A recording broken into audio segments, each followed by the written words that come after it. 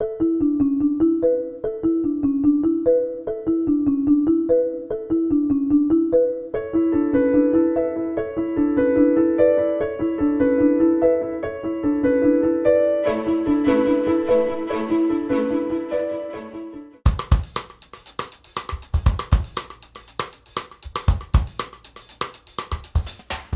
I'm Naisha McCauley, and you're watching AccessTV.org.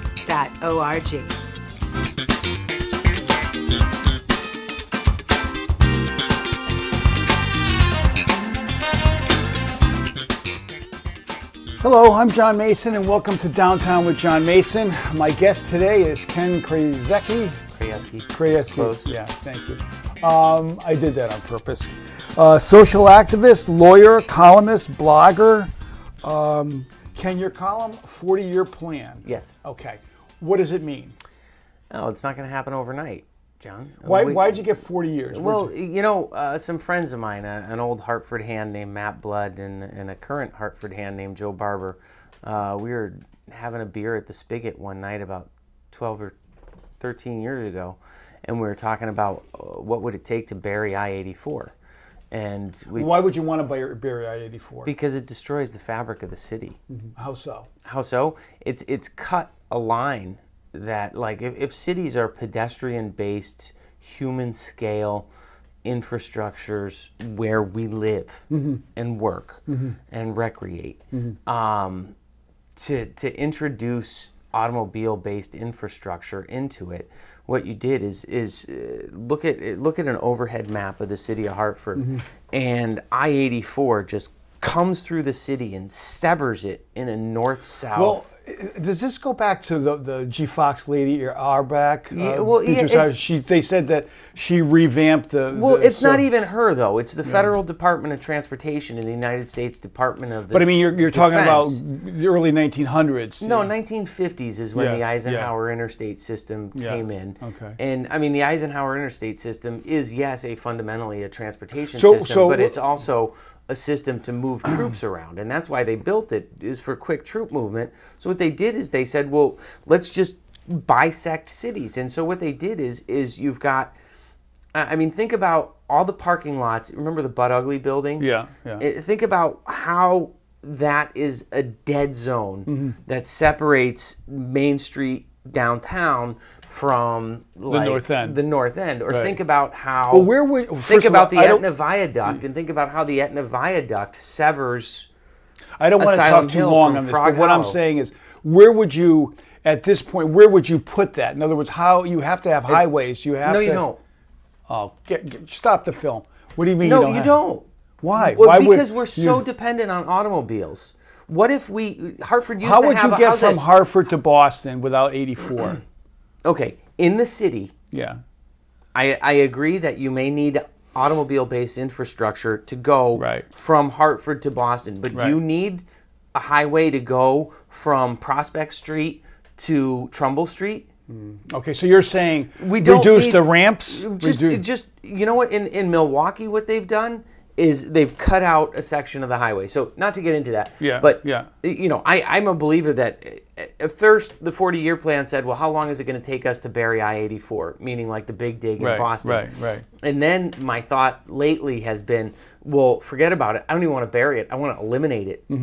180,000 people used to live in Hartford, which means that the city has infrastructure for another 60,000 people. Okay. How many cars commute into Hartford every day? 80,000? So if we get those 60,000 people who come in here to work every day and commute, get them to live in here, we're not going to need that kind of a highway infrastructure anymore. All right, that's enough of that.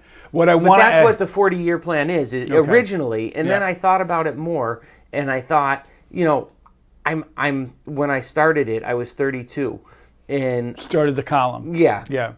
And I said to myself, how old are you now? I'm 42. Yeah. So when I started it, I said, well, I'm going to have 40 more years of my life in which I am going to be a productive working adult. What do I want to accomplish as a human being in the next 40 years of my life? Rather than looking at my life in 2-year terms of a U.S. congressman or 4-year terms as a mayor or president, what, or 6-year terms as a senator, because that's what a lot of our discourse is focused on, the short term. Let's look at the what do I want to do for the next 40 years of my own I want to life? ask you about your life. I want to ask you, how did you get like this? How did you get to where you're so involved and driven to do you look at it like helping the less fortunate? Do you look at it like helping, trying to solve the injustice of the world? I mean, did you ever? No, it's justice one day at a time. Yeah, but I mean, for most of us, we go to work, we get our check, we come home, we don't have all these balls juggling and all these causes and stuff like that. Where did it start for you? I mean, is it your dad? Is it your mom? Is it, I guess where it starts for me is... No, where did it start? My parents were very active in unconventional, what you might call unconventional social justice. Give me an example. In the 1970s, my father ran an all-girls sports camp in the summertime. This is right at the dawn of Title IX, and he had hundreds of girls going through. Did you have a sister? Do you have a sister? I have 4 sisters. Okay. Are you the only boy? Yes. Okay. And so, it didn't occur to me until the 90s when I looked back at what my father was doing in the summer of the 70s, and when Yukon women really became big. I'm like, well, wait a second. My father was ahead of this 20 years ago. Yeah. And, my father would never think that he was a radical feminist. He just had 4 daughters, and he wanted to have them have an outlet. Well, he also saw it as a business opportunity. Right. I mean, they made money on the camp. So he was doing social justice. This was a camp every year, every summer? Yeah, every summer they rented Fairfield University. And they had, they had basketball, gymnastics, volleyball, softball. But for you, though, so watching that was one of the things. Okay. I grew up Catholic, and I see myself. I'm not a practicing Catholic anymore, but I see myself more in the liberation theologist vein of Catholicism and the Catholic worker, Dorothy Day, Eamon Hennessy. Chris Dussault. Yeah. I find myself far more sympathetic to Chris Dussault than I do Pope Benedict, the previous Pope. So that hands-on street, in the trenches. That hands-on social action. As I explored intellectually figures in history, like Mother Jones was somebody. At what age are we talking about, though? Like high school, college. Because I mean, are you hanging out with guys who share these views, or are you in kind college? of I hung out in college. I was a deadhead, and I hung out with a lot of people, and we did. Things like LSD. And that opened my mind as well to... Did you ever do the Orange Sunshine, the small one? Just kidding. No, I did. Recyclers? Yeah. I'm not kidding about this, though. Yeah. Timothy Leary talked a lot about how psychedelics were eye-opening, and I look at that as part of my development intellectually and saying, okay, this tool. Tool being what? The tool being psychoactive substances. Yeah. This tool allowed me to, look inside myself, find what I didn't like, and eliminate that. Or at least confront what I didn't like and not be afraid of my own self. What didn't you like? And what didn't I like? Insecurities. Everybody has them. Yeah. And you sit there. So what did you say about it? I mean, what did you say? What do you say? Well, I'm not gonna worry about that because it's not important. It's what's important is that when I walked out of Syracuse University, I had $25,000 in student loan debt. Okay. What's important is that student loan debt is now ubiquitous and universal.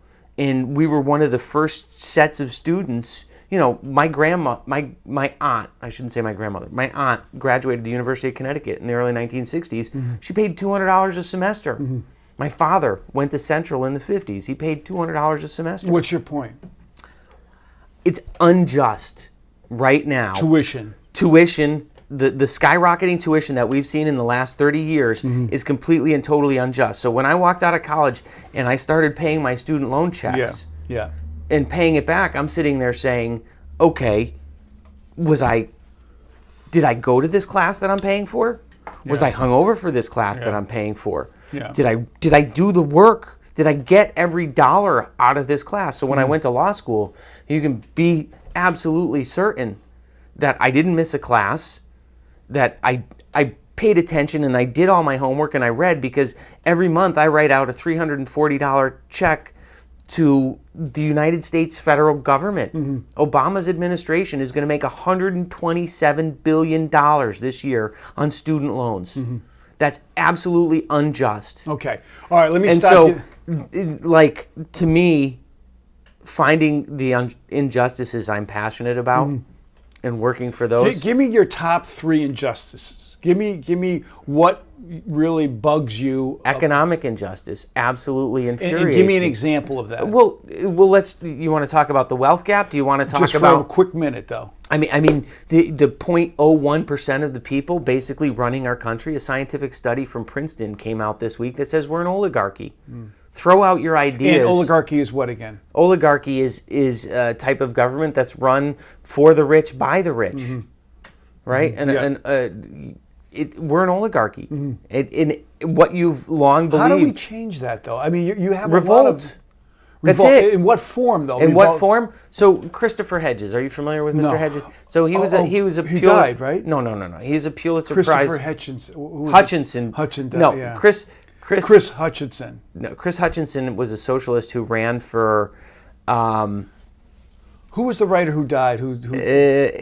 Hitchens. He wrote, the missionary position about Mother Teresa. We won't go into that. And he wrote the indictment of Henry Kissinger. He just died. Right. Yeah. So Christopher Hutchinson is a socialist who ran for Congress with me in 2010 when I ran as a Green here against John Larson, showing the folly of our electoral system. Yeah. And then Christopher Hedges is a former New York Times writer who covered, wars in Yugoslavia and the Middle East and in Central America. Yeah. And now he's a very active speaker, writer, and I'd call him a patriot because he's a freedom fighter. My point with Hedges is he said that our infrastructure for civil society is crumbling, and we don't have structures on the left. All right, the right has plenty of structures. The right has AM radio. The right has the Heritage Foundation and the American Enterprise Institute and the Brookings Institute, and they have all of these think tanks. The left has some think tanks. It doesn't have a right-wing radio, but more importantly, the left, the unions. There's no student unions. Who right now is capable? Name me a student organization that's capable of organizing 10,000 students in Connecticut. The University of Connecticut just raised tuition 6.5%. If they did that in Montreal, there'd be 100,000 people in the streets in Montreal. That's because we don't care. No, it's not because we don't care. It's because the system, the infrastructure, right? That the organizational infrastructure that previously mobilized students has been destroyed. Students for Democrats. So let me just give you an example. When I was with the Current, I was writing about Hart was the neighborhood group that motivated or organized people, neighborhood people, adults. So you don't have a Hart per se. You don't have something to get on the phone and say we're having this. Hart has been co-opted by the city. Hart gets a lot of money from the city now. Right. So when Hart was angry and hungry. Right. 25 years ago. So now name me an organization that does that for students. There is none. Black Panthers. No, but that's what I'm saying. But that infrastructure that the Black Panthers created was co-opted and then destroyed from within. So it's you believe that you have the angry people wanting change, but you have no one with a bullhorn saying, I'm going to be on this street. And it's not even an individual. We need many, many leaders. We need to develop leadership academies. We need to develop ethical leadership. Powers that be aren't going to develop leadership academies. So we have to do it ourselves. But I got to be at work in like an hour. And that's it. Why do you have to be at work? Most young people have to go to work because they have student loan payments. Because how's this? The beauty of the situation confronting us now, though, is very similar to Egypt in 2010, in which you have tons of college-educated young people who are underemployed. Yeah, but you never see people from college going in the streets like in Egypt. You never see that. But why not? Because we don't care. No, it's not that we don't care. It's that we don't have the structures to tap in and mobilize the energy. Okay. And so what we need to do is build this infrastructure and build these structures. Okay, and I got 39 seconds. Tell me how you're going to build that structure. Well, we're going to come back in 15 seconds after this. Right. Okay. And I'll tell you about it. But I believe that the energy is there. Okay. And it's waiting. The tinder is there, and it's waiting for the spark. All right, you got 23 seconds. And we don't know what the spark is. Okay. Christopher Hedges, I saw him speak a week and a half ago or 2 weeks ago at Central, and we were talking. My interpretation of what he said was, the day of the revolution cometh like a thief in the night. Mm-hmm. You know not when, but it will happen. Okay. All right. Sounds good. To me, it's inevitable. Okay, great. We'll be right back.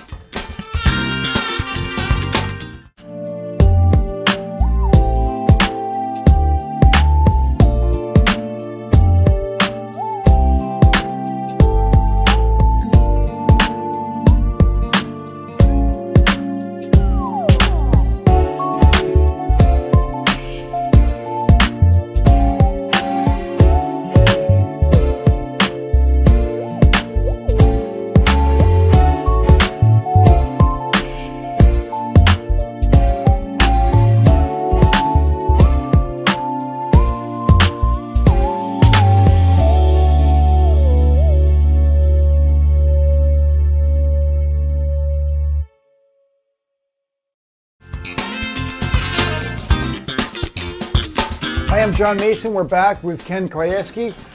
How's that? That's great. Perfect. Yeah, baby. Listen, tell me about your relationship with your good friend, former Governor John Rowland. Now, you guys at one time were camping together? Or? No. I went to the same high school John Rowland went to. Right. He graduated about 12 or 13 years before me. Right. He was the speaker my freshman year.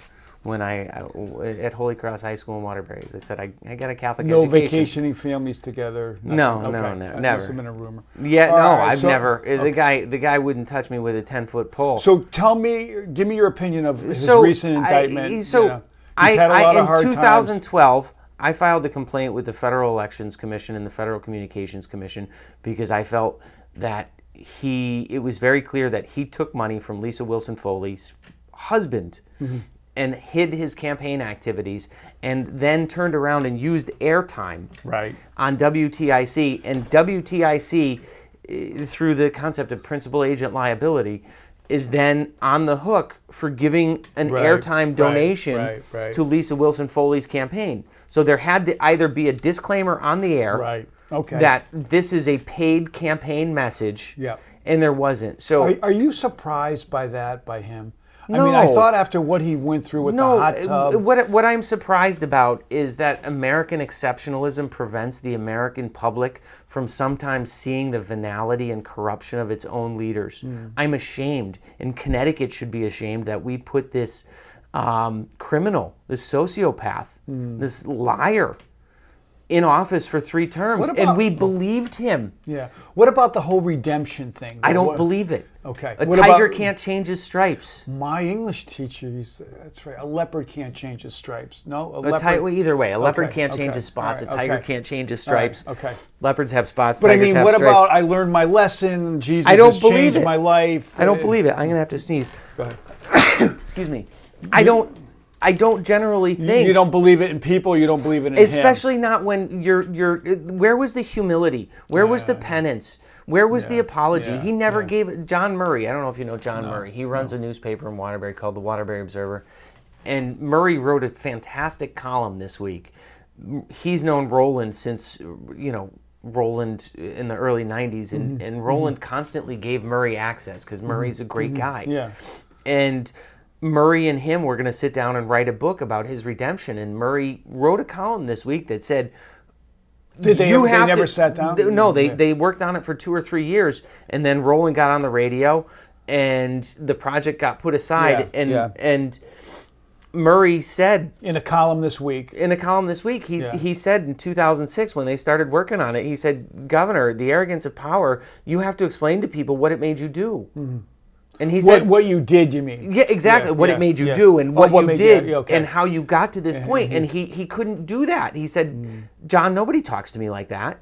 And that's the arrogance of power, and it still afflicted him. And so we created this problem. That's what I'm talking about, ethical leadership. And we don't have, could John Rowland have a discourse with somebody about, a Socratic ideal or Platonic ways of government? No. John Rowland will have a discussion about power. He's not going to talk about what it does to you and how we combat the corruption that power brings. Yeah. Okay. Let's forget about him. Jody Rell, 2007, your little incident. my favorite woman in the whole wide world. You were arrested for what? So the Hartford Police Department lied and created a fictional arrest Just tell report. everybody what exactly. So I was you're standing, at the parade. In 2006, I put the first African American man on the ballot for governor in Connecticut's history. Cliff Thornton was a drug legalizer. Is a drug legalizer. He's a great advocate for. Now, what's a drug legalizer? Meaning end drug prohibition. Okay. And we are the free pot for everyone. Not free pot, no, but marijuana. But he also is interested in medicalizing heroin and dealing with addiction is an illness, not a criminal issue. Okay. And so Cliff takes a much broader view of the problem. It's not just so by endorsing him, what? By endorsing him, they wouldn't debate Cliff Thornton. Okay. Rel. But what's that got to do with? I'll get there. Yeah. Rel and John DeStefano refused to put a third party on the Diaz when they had statewide debates. Right. And it's like, you've got it. Why are we shutting out voices? More choices, more voices. And whenever I saw Jody Rell on the campaign trail, I would walk up to her and say, why won't you debate my candidate, Governor? And I pissed off her state police.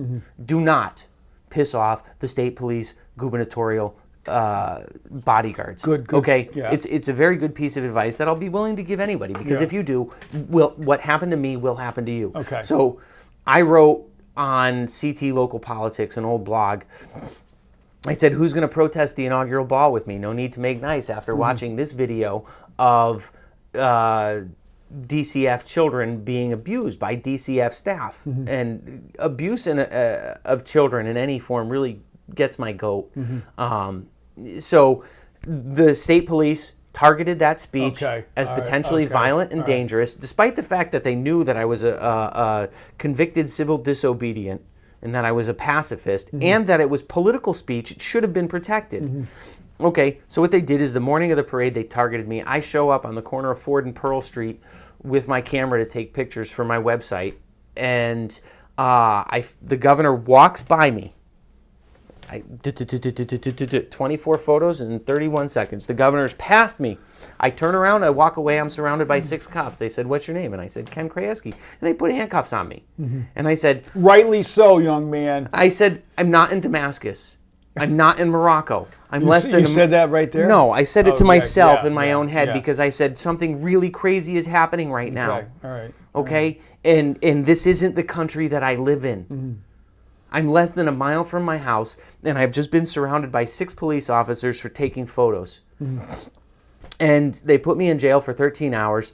They put a $75,000 bond on me for breach of peace and interfering with an officer, which is normally promised to appear. They drafted a fictional arrest report in which they accused me of charging into the parade and attacking the governor. And I did not attacking the governor. I never read that. Yes, they said I was going after the governor.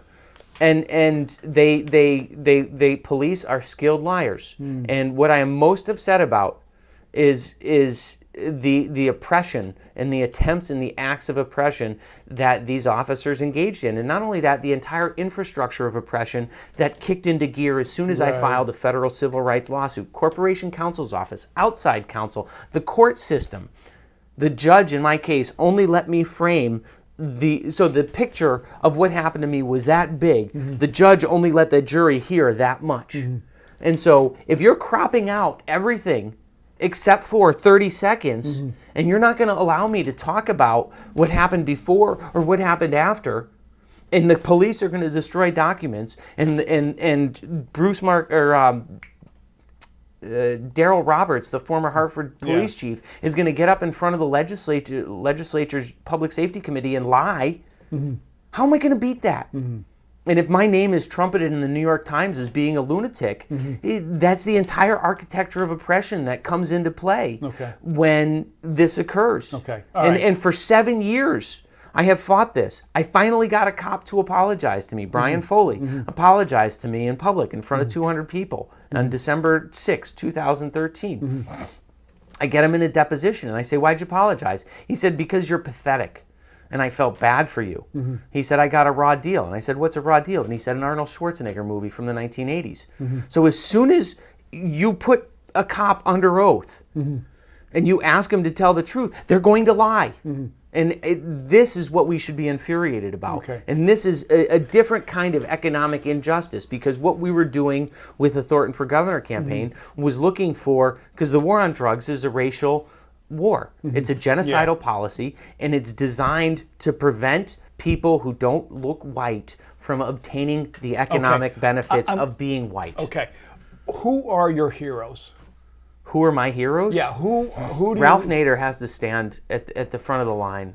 Ralph. He cost us the election. Oh, never mind. Ralph, how's this? It's because of him. No. It's because the Supreme Court fell down on the job, and because I don't even want to get into that. No, I don't either. I don't either. Tell me why Ralph. Time magazine calls Ralph Nader one of the 100 most important people who walked on the planet in the 20th century. Why? He called me up 3 weeks ago and said, "Ken, Jocelyn Radak, who's Edward Snowden's attorney, Bruce Fein, who's a right-wing attorney, and Edward Kahn." Let me slow you down right there. They're all going to be at Yale. Come down and join me to meet them. Ralph Nader called you 3 weeks ago. On the phone. And said, "Ken." He wrote my letter of endorsement for me to get into law school. What is it about him? Why would you? And we got 5 minutes. He's a visionary. Okay, and what I learned from Ralph was they're going to fight you, and then they're going to co-opt you. So in the co-opt? What do you mean? Co-opt. I mean, they're going to take your ideas and claim them as their own. And you know what? I don't care. Who would want your ideas, though? How's this? Jim Calhoun and I got into a scruff. Right? I was going to get into that. When and ESPN refused to say my name. But every time they bring up, I helped change the debate in college sports. When Jon Stewart did that piece about the NCAA last week, he noted that 40 of the 50 highest paid public employees across the United States. Right, I saw that. You saw that. Right. That one graphic stems from 1 minute less than a mile from here. So look, I took a ton of heat from that. Let me just say that. So you confronted Calhoun at a news conference. You said, "Are you going to give back?" I asked him a question. Some of his salary because of the deficit in the state. He reacted angrily. And now that what happened from his, if he laughed it off instead of yelling at me, it wouldn't have been an issue. But he helped make it an issue. So we have to pat him on the back too.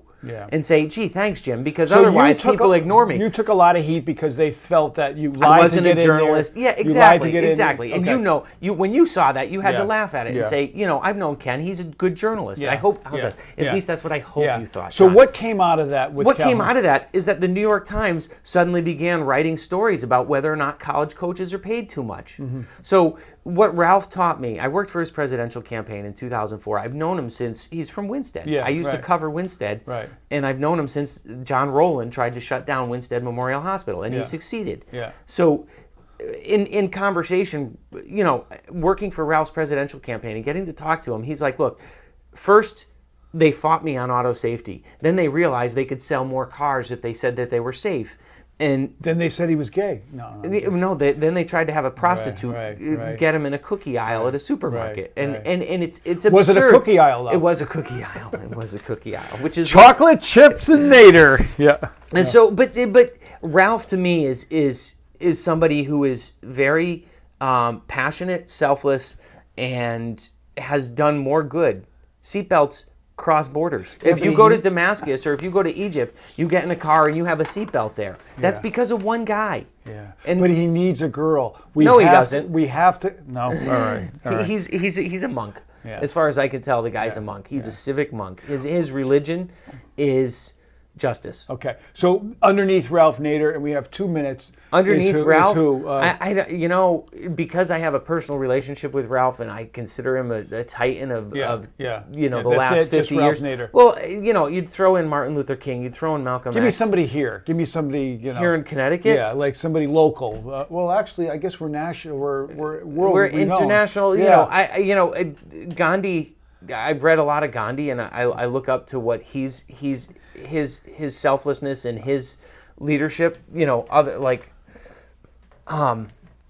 people like Mandela. What about your wife? My wife, she's a hero. Well, of mine. I mean, I once did a story on an activist, and he said he couldn't do it without a supportive wife. I couldn't be here without my wife. Yeah. My wife. What's your wife's name? Wildelise. And my wife was a plaintiff in Sheff versus O'Neill. Okay. She's the first.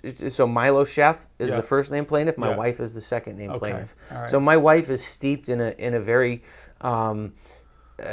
anti-establishment tradition. Does she ever, you know, you come home after being arrested, or you come home after... I haven't, well, we haven't been married long enough for me to get arrested. Yeah. I haven't taken a civil disobedience arrest or anything like that. Okay. But I mean, does she ever say enough already? No. She was, after the Calhoun thing, we had to sit down and have a little conversation, because it's like, all right, sweetie, there are people who were saying stuff about me that's totally and completely false, and you have to separate. Well, they weren't saying anything. You weren't, you know, with the prostitute stuff, but they were just saying no, but it's just jerk. Look, but my academic integrity is very important to me. Jim Calhoun said that I was in law school for 15 years. You know, that it's, I didn't hear that. But it's so okay. We got 23 seconds. So you have to separate yourself. Okay. She's been extremely supportive, and she believes in what I'm doing, and she does the same things that I do, just not as visually. Okay, so 13 seconds. We can go a couple seconds over. Where do you go from here? What do you want? I got to go back to work. No, I know I have that, clients, but I take on clients in my law firm who are where I can try and get paid for doing social justice work. That's what I try to do in my law firm, is use my law degree to, you know, I've got an unpaid wage claim against a fast food restaurant. Don't mess with my people. Yeah, okay. Last question. Suggestions for people who read. Read. Any suggestions? Just, you know, read. Just read. Just explore the intellectual environment that exists outside. Make yourself smarter. Okay. Because the more you know, knowledge is power. Ken, I said thank you. Oh. Funny time.